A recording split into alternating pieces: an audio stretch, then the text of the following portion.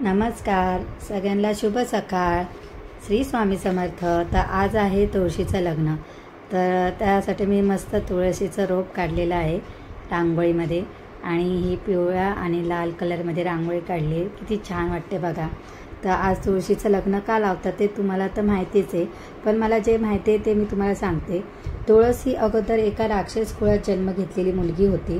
तिचे नाव वृंदा होते व ती विष्णुदेवांची खूप मोठी भक्त होती. तिचा राक्षस कुळात जन्म झाल्यामुळे तिचा विवाह राक्षस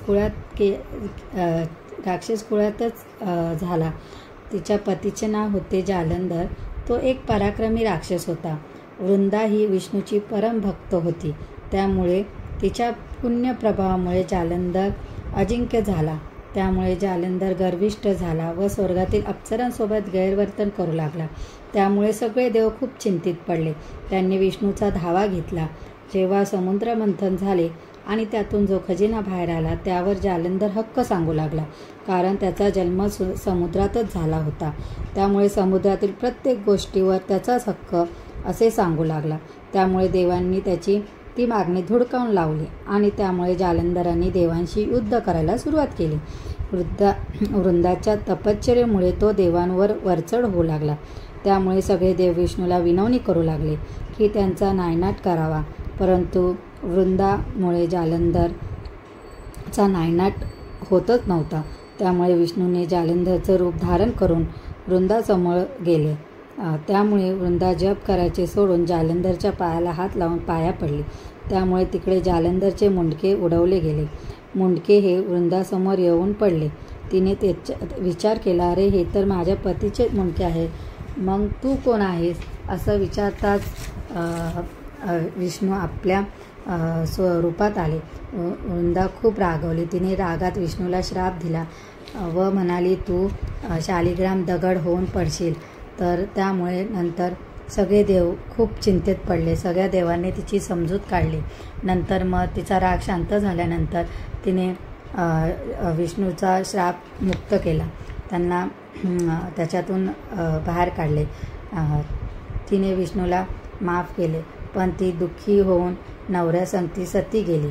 विष्णू देवांना खूप वाईट वाटत होते. त्यांनी नंतर बघितले तर त्या राखेतून एक रोप वरती आलं होतं. त्यांनी त्या रोपाला तुळस असे नाव दिले. त्यानंतर तुळशीला वरदान दिले की तुळशीबरोबर नेहमी शालिग्राम असेल, म्हणून आपण तुळशीचं लग्न शालिग्राम संगतीच करतो. व तुळशीला खूप महत्त्व आहे. जे नैवेद्य वगैरे करतात, कोणत्याही देवांना नैवेद्य दाखवतो त्यामध्ये आपल्याला तुळशीपत्र हे ठेवावंच लागतं. जर ते नाही ठेवलं तर त्या पूजेचा त्या नैवेद्याचा काही अर्थ राहत नाही. त्यामुळे तुळशीला खूप पवित्र मानलं जातं. प्रत्येकाच्या घरामध्ये तुळस ही असलीच पाहिजे. गावी तर खूप छान जागा असते, त्यामुळे तिथे आपण तुळस लावतो, पण शहरात छोटीशी तुळस आपण लावू शकतो कुंडीमध्ये. तर अशा प्रकारे आमच्या इथे पण बघा, आम्ही तुळशीचं लग्न चालू आहे. तर सगळ्यांनी तुळशीच्या लग्नाला या.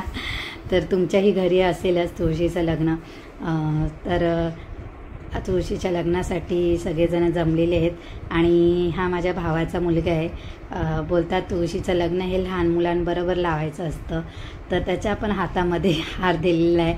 पण लहान मुलांना काहीतरी वेगळंच वाटतं, असं खूप आनंदात असतात. त्यांना काही त्यातलं कळत नाही लग्न वगैरे, पण एक मज्जा म्हणून ते मस्त सगळेजण त्याला लाड करतात म्हणून ते उभे राहतात.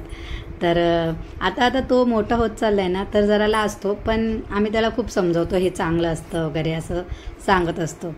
तर तो राहिला आहे फायनली उभा तुळशीच्या लग्नाला. बघू आता नंतर कसं कोण भेटतं आहे तुळशीच्या लग्नासाठी उभं करण्यासाठी. पण आता हा लहान आहे तोपर्यंत यालाच उभं करणार आम्ही. तर माझ्या आईकडे पण असतं तुळशीचं लग्न, पण तिकडे ती दुसऱ्या मुलाला उभं करते, कारण की तुळस ही आपल्या घरात असते, त्यामुळे ती आपली मुलगी असते. त्याच्याबरोबर आपल्या घरातल्या मुलाचं लग्न कधीच लावायचं नाही. आपण दुसऱ्या मुलाचं लग्न, दुसरं कोण असेल तर त्याच्याबरोबर लग्न लावायचं. तर अशा प्रकारे हे आमच्या तुळशीचं लग्न झालेलं आहे. ते शिवमंगल सावधान बोलत आहेत. तर खूप मज्जा येते.